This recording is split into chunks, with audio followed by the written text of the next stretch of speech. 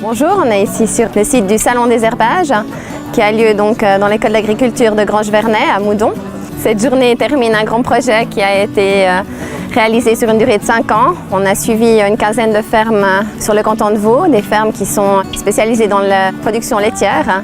Et puis on a essayé d'augmenter l'autonomie fourragère et puis la rentabilité sur ces exploitations laitières. Dans cette vidéo, on vous présente les points forts de ce salon, l'autonomie fourragère, la rentabilité, la conservation des fourrages et le choix des mélanges.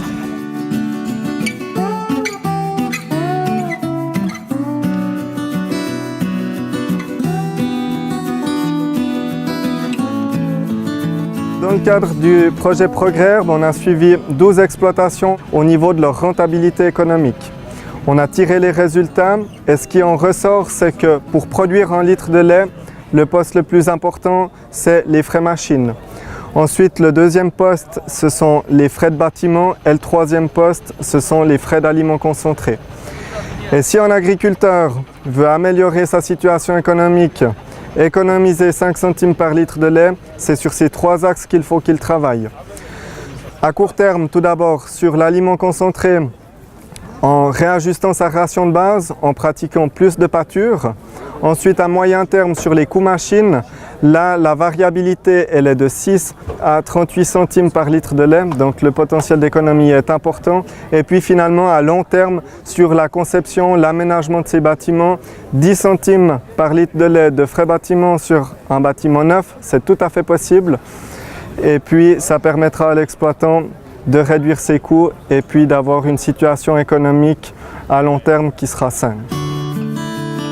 Sur le pôle autonomie, nous présentons le suivi des 12 fermes du projet ProgrHerbe qui, au niveau de leur autonomie fourragère, étaient déjà très élevés et malgré ça, nous avons pu encore améliorer quelque peu les résultats au fur et à mesure du projet en rééquilibrant les rations de base, en augmentant la part d'herbage, ce qui a permis de limiter un peu l'achat de concentré et également le coût alimentaire sur ces exploitations-là. On a aussi travaillé sur l'introduction de protéagineux locaux, c'est-à-dire le lupin ou la févrole, dans l'alimentation des vaches laitières, qui permet d'avoir une protéine locale qui vient compléter les herbages et les fourrages de base et qui remplace de la protéine qui est importée de l'étranger. Et après, au niveau du stockage, il y a des solutions à trouver. Avec un système comme le moulin mobile, cela permet de valoriser directement sur la ferme les céréales ou les protéagineux cultivés sur l'exploitation et de baisser le coût alimentaire avec des solutions de stockage intéressantes. Le défi de la conservation des fourrages est limiter au maximum les pertes de fourrage. Donc les points importants pour faire un fourrage de qualité, c'est éviter de faucher trop bas, idéalement entre 8 et 10 cm. C'est de ne pas trop travailler le fourrage pour éviter des brisures et des pertes qui sont en général des petites feuilles et donc de la protéine. Et de faire bien attention comment on répartit le fourrage sur les séchoirs, comment on utilise notre séchoir, ou comment on stocke notre fourrage d'ensilage pour éviter des pertes aussi lors du stockage. C'est des points qui paraissent plus que communs, mais qu'il y a relativement beaucoup d'agriculteurs qui pourraient encore améliorer la qualité de conservation de leur fourrage afin de faire des économies sur les concentrés.